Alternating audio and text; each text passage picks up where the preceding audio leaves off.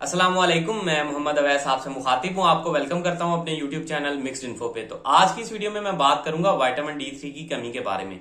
पाकिस्तान की तकरीबन आधी से ज्यादा आबादी जो है वो विटामिन डी3 की कमी का शिकार है। तो आज इसके बारे में हम लोग जानेंगे कि आखिर विटामिन डी3 की कमी की वजूहात क्या हैं, इसकी अलामात क्या होती हैं अगर इसकी कमी हो, उसके अलावा इसका इलाज कैसे मुमकिन है, इसकी कमी को कैसे पूरा किया जाए और डेली की कितनी रिक्वायरमेंट होती है हमारे जिस्म में विटामिन डी3 की।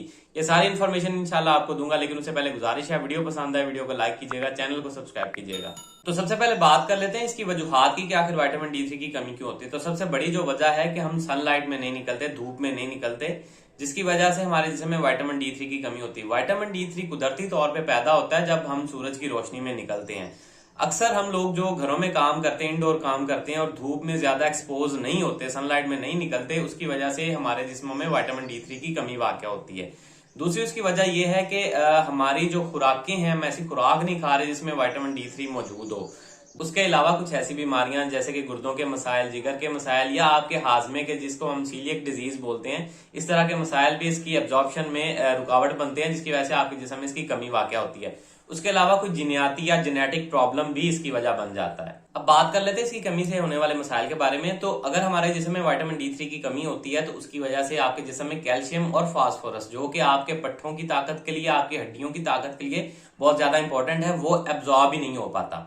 ठीक है, विटामिन डी3 जरूरी है कैल्शियम और फास्फोरस की एब्जॉर्प्शन के लिए। तो अगर विटामिन डी3 ही कम होगा तो कैल्शियम और फास्फोरस एब्जॉर्ब ही नहीं हो पाते और आपकी हड्डियां और पट्टे कमजोर होना स्टार्ट हो जाते हैं, जिसमें पहले नंबर पे रिकेट्स हो सकते हैं। बच्चों में हड्डियां टेढ़ा होना स्टार्ट हो जाती हैं, आसानी से टूट सकती हैं, फ्रैक्चर हो सकती हैं। ये बच्चों की अक्सर जो सर की हड्डी बढ़ना स्टार्ट हो जाती है, बच्चों की टांगों की हड्डियां, ये पिक्चर साथ में चले, इस तरह टेढ़ी होना स्टार्ट हो जाती है, इसको हम रिकेट्स बोलते हैं। तो इस तरह के मसाइल होना स्टार्ट हो जाते हैं। बड़ों में ऑस्टियोमलेशिया, इसी तरह उनकी हड्डियां टेढ़ा होना स्टार्ट हो जाती हैं, उनकी साख खराब होना स्टार्ट हो जाती है और ऑस्टियोप्रोसिस, हड्डियां बुरबुरी और ब्राइटल होना स्टार्ट हो जाती है, आसानी से टूट सकती हैं या फ्रैक्चर हो सकती हैं। उसके अलावा जोड़ कमजोर होना, जॉइंट कमजोर होना स्टार्ट हो जाते हैं, उनमें दर्दें होती हैं। उसके अलावा आपकी हड्डी की भी दर्द हो सकती है आपको। उसके अलावा पट्ठों में दर्द हो सकती है। उसके अलावा आपकी कुव्वत मुदाफत में कमी आना स्टार्ट हो जाती है, आपका इम्यून जो है वो पावरफुल नहीं रहता और आए रोज आप किसी ना किसी बीमारी का, इन्फेक्शन का शिकार रहते हैं। एस्थमा का प्रॉब्लम हो सकता है, दिल के मसाइल हो सकते हैं, ब्लड प्रेशर के मसाइल हो सकते हैं, हेयर फॉल हो सकता है, आप हर टाइम लो फील करते हैं, आप फटीग या थकावट की शिकायत रहती है आपको। उसके अलावा अगर इसकी कमी हो तो आपका जिस्म में रिस्क बढ़ जाता है मुख्तलिफ तरह के कैंसर्स का। उसके अलावा मर्द हजरात में इरेक्टाइल डिस्फंक्शन भी हो सकता है, भूख में कमी वाक़या हो सकती है, खवातीन के जोड़ों में दर्द या कमर में दर्द ज्यादा रह सकती है। उसके अलावा नींद के प्रॉब्लम हो सकते हैं, एंग्जाइटी, डिप्रेशन वगैरह के भी मसाइल आपको होना स्टार्ट हो सकते हैं इसकी कमी की वजह से। अब बात कर लेते हैं इसके इलाज के बारे में कि आखिर कैसे इसकी कमी को पूरा किया जाए। तो सबसे पहले जैसे मैंने आपको बताया कि आप सनलाइट में एक्सपोज हुआ करें, सूरज की रोशनी में, धूप में थोड़ी देर रहा करें, जिसकी वजह से कुदरती तौर पे आपके जिस्म में विटामिन डी3 प्रोड्यूस होगा। उसके अलावा ऐसी खुराकें खाएं जिनमें विटामिन डी3 मौजूद हो, जैसे कि अंडे की जर्दी है, उसके अलावा फिश है, कॉड लिवर ऑयल है, आपको कैप्सूल फॉर्म में मिल जाएगा।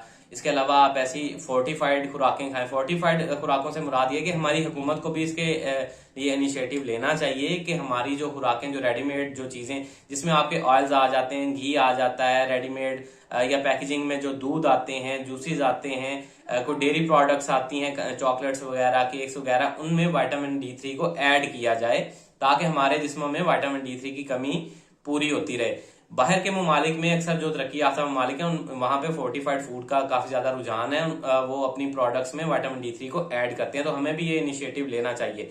उसके अलावा आपको मुख्तलिफ सप्लीमेंट्स जो हैं ये विटामिन डी3 के मिल जाते हैं, जिसमें Indrop D injection, Sunny D injection, Osnet D, इस तरह की मुख्तलिफ सप्लीमेंट्स आपको पाकिस्तानी मार्केट में अवेलेबल हैं। आप उसका इस्तेमाल कर सकते हैं अगर आपको ज्यादा कमी हो जाए, डेफिशिएंसी हो जाती है ज्यादा।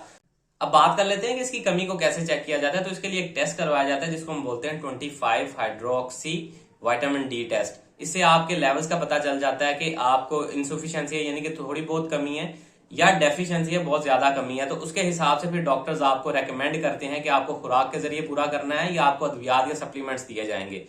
अब बात कर लेते हैं कि डेली की रिक्वायरमेंट कितनी होती है हमारे जिस्म की।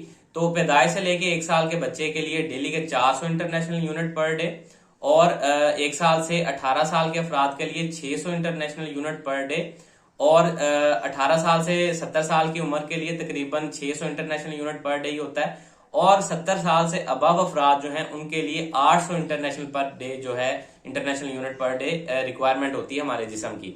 तो ये सारी इन्फॉर्मेशन थी विटामिन डी से रिलेटेड। उम्मीद है आप लोगों को पसंद आई होगी। वीडियो पसंद आई है वीडियो को लाइक कीजिएगा, चैनल को सब्सक्राइब कीजिएगा। अल्लाह हाफिज।